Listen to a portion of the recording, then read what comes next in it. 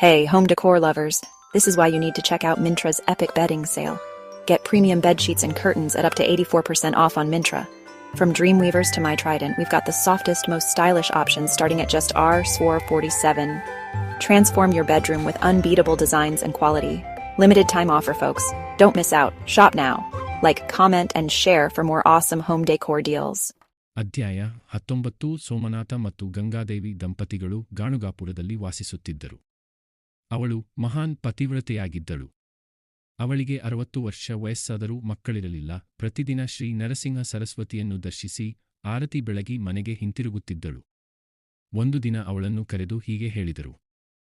ಅಮ್ಮ, ನಿನಗೆ ಖಂಡಿತ ಸಂತಾನವಾಗುತ್ತದೆ. ಸಂಗಮದ ಬಳಿ ಇರುವ ರಾವಿ ವೃಕ್ಷವನ್ನು ಪೂಜಿಸು ಎಂದರು. ಶ್ರೀಗುರುಗಳ ಮಾತುಗಳನ್ನು ಸ್ವೀಕರಿಸಿದ ಗಂಗಾದೇವಿ 1-2 ದಿನ ಪೂಜಿಸಿದಳು. 3ನೇ ದಿನ ಅವಳಿಗೆ ಒಂದು ಕನಸು ಬಿತ್ತು. ನಂತರ ಶ್ರೀಗುರುಗಳನ್ನು ದರ್ಶಿಸಿ ಅವರಿಗೆ 7 ಪ್ರದಕ್ಷಿಣೆಗಳನ್ನು ಮಾಡಿ ನಮಸ್ಕರಿಸಿದಳು.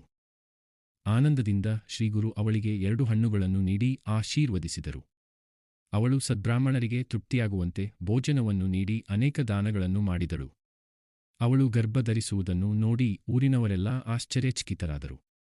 ವಿಧಿವಿಧಾನವಾಗಿ ಅವಳಿಗೆ ಶ್ರೀಮಂತವನ್ನು ಸಹ ಮಾಡಲಾಯಿತು. ನಂತರ ಒಂದು ಶುಭ ಮುಹೂರ್ತದಲ್ಲಿ ಹೆಣ್ಣು ಮಗುವಿಗೆ ಜನ್ಮ ನೀಡಿದಳು. ಪುರಿಟಿ ಸ್ನಾನದ ನಂತರ ಮಗುವನ್ನು ತೆಗೆದುಕೊಂಡು ಪಾದಾಬ್ಜಗಳ ಮೇಲೆ ಇರಿಸಿದರು. ಶ್ರೀಗುರುಗಳು ಆಶೀರ್ವದಿಸಿದರು. ಮತ್ತೆ ಶ್ರೀ ನರಸಿಂಹ ಸರಸ್ವತಿ ಕೃಪಾಕಟಾಕ್ಷದಿಂದ ಒಂದು ಗಂಡು ಮಗುವನ್ನು ಸಹ ಪಡೆದರು. ಗಂಗಾ ಹೀಗೆ ಶ್ರೀ ನರಸಿಂಹ ಸರಸ್ವತಿ ಕೃಪಾಕಟಾಕ್ಷದಿಂದ ವಯಸ್ಸು ಮೀರಿದ ನಂತರ 2 ಮಕ್ಕಳೊಂದಿಗೆ ಸಂತೋಷವಾಗಿ ಸಂಸಾರವನ್ನು ನಡೆಸಿದಳು.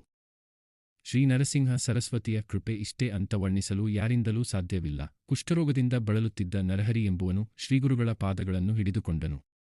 ಈಗೋ, ನಿನಗೆ ಈ ಕೊಂಬೆಯನ್ನು ಸಂಗಮ ಸ್ಥಾನದಲ್ಲಿ ನೆಟ್ಟು ಅದಕ್ಕೆ 3 ಹೊತ್ತು ನೀರು ಹಾಕಿ ಬೆಳೆಸು.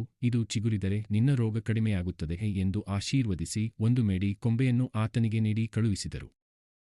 ಅದು ಮಹಾಪ್ರಸಾದವೆಂದು ಶ್ರೀಗುರುಗಳ ಕಟಾಕ್ಷವೆಂದು ಭಾವಿಸಿ ಶ್ರೀಗುರುಗಳು ಹೇಳಿದಂತೆಯೇ ದೀಕ್ಷೆಯಿಂದ ಅದಕ್ಕೆ ನೀರು ಹಾಕುತ್ತಿದ್ದನು. ಹೀಗೆ ಬಹಳ ದಿನಗಳಾಯಿತು. ಶ್ರೀಗುರುಗಳಿಗೆ ಗುರುದೇವ ತಮ್ಮ ವಾಕ್ಯದಂತೆ ಆತ ಪ್ರತಿನಿತ್ಯ ಆ ಒಣ ಕಟ್ಟಿಗೆಗೆ ನೀರು ಹಾಕುತ್ತಿದ್ದಾನೆಯೇ ಎಂದು ಹೇಳಿದರು. ಆಗ ಶ್ರೀ ನರಸಿಂಹ ಸರಸ್ವತಿ ಮಠದಲ್ಲಿದ್ದವರಿಗೆ ಹೀಗೆ ಹೇಳಿದರು.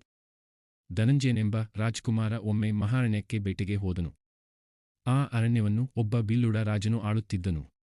ಅವನು ಶಿವಲಿಂಗಕ್ಕೆ ಚಿತಾಭಸ್ಮದಿಂದ ಪೂಜೆ ಮಾಡುವುದನ್ನು ನೋಡಿದನು. ಮನೆಗೆ ಬಂದು ತಾನು ಅದೇ ರೀತಿ ಶಿವಲಿಂಗಕ್ಕೆ ಚಿತಾಭಸ್ಮದಿಂದ ಪೂಜೆ ಮಾಡುತ್ತಿದ್ದನು. ಹೀಗೆ ಮಾಡುತ್ತಿರುವಾಗ ಒಂದು ದಿನ ಚಿತಾಭಸ್ಮವು ಅವನಿಗೆ ಸಿಗಲಿಲ್ಲ. ಆದ್ದರಿಂದ ತನ್ನ ತಾಳೆಗರಿಯ ಮನೆಯಲ್ಲಿ ಅವನ ಹೆಂಡತಿ ಬೆಂಕಿ ಹಚ್ಚಿಕೊಂಡು ಭಸ್ಮವಾದಳು.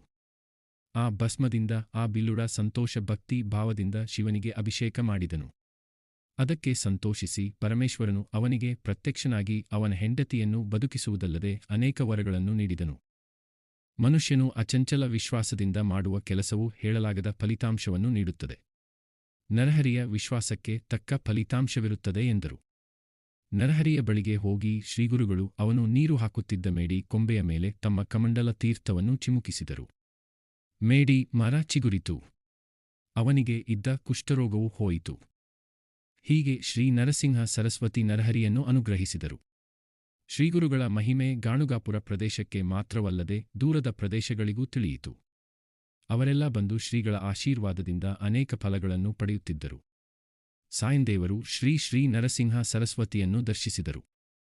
ಮಠದಲ್ಲಿರುವ ಶ್ರೀಗುರುಗಳ ಪಾದಗಳನ್ನು ಹಿಡಿದುಕೊಂಡು ಅನೇಕ ವಿಧಗಳಲ್ಲಿ ಅವರನ್ನು ಸ್ತುತಿಸಿದರು. ಶ್ರೀಗುರುಗಳು ಆನಂದದಿಂದ ಸಾಯಂದೇವರ ತಲೆಯ ಮೇಲೆ ತಮ್ಮ ದಿವ್ಯ ಹಸ್ತವನ್ನು ಇರಿಸಿ ಆಶೀರ್ವದಿಸಿ ತಮ್ಮೊಂದಿಗೆ ಭೋಜನವನ್ನು ಸಹ ಮಾಡಿಸಿದರು. ಗುರುದೇವ, ತಮ್ಮ ಸೇವೆಯನ್ನು ಮಾಡಿಯೇ ಶೇಷ ಜೀವನವನ್ನು ಕಳೆಯುತ್ತೇನೆ ಎಂದನು. ಶ್ರೀಗುರುಗಳು ಅವನನ್ನು ಸಂಗಮದ ಬಳಿಗೆ ಕರೆದುಕೊಂಡು ಹೋದರು. ಸಂಧ್ಯಾಕಾಲದ ಉಪಾಸನೆ ಮಾಡಿದರು.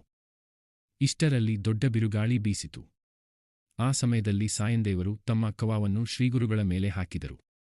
ಸ್ವಲ್ಪ ಸಮಯಕ್ಕೆ ಮಳೆ ಕಡಿಮೆಯಾಯಿತು. ಚಳಿ ಹೆಚ್ಚಾಯಿತು.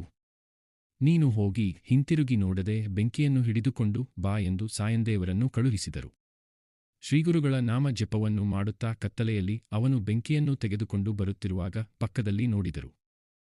ಇರುಪಕ್ಕದಲ್ಲಿ 5 ತಲೆಗಳ ಹಾವುಗಳು ಇರುವುದನ್ನು ಕಂಡು ಸಾಯಂದೇವರು ಭಯಭೀತರಾದರು. ಹೀಗೆ ಹೋಗುವಾಗ ಸಹಸ್ರ ಜ್ಯೋತಿಗಳು ಸಂಗಮದ ಹತ್ತಿರ ಕಾಣಿಸಿದವು. ಕಿವಿಗಳಿಗೆ ಹಬ್ಬದಂತೆ ವೇದನಾದವು ಕೇಳಿಸಿತು. ಸಂಗಮದ ಬಳಿ ವೃಕ್ಷದ ಕೆಳಗೆ ಕುಳಿತಿರುವ ಶ್ರೀಗುರುಗಳಿಗೆ ಹಾವುಗಳು ಪಾದಪೂಜೆ ಮಾಡಿ ಹೊರಟು ಹೋಗುತ್ತಿದ್ದವು. ಹೀಗೆ ಸಾಯಂದೇವರು ಶ್ರೀಗುರುಗಳಿಗೆ ನಮಸ್ಕಾರ ಮಾಡಿ ಕುಳಿತರು.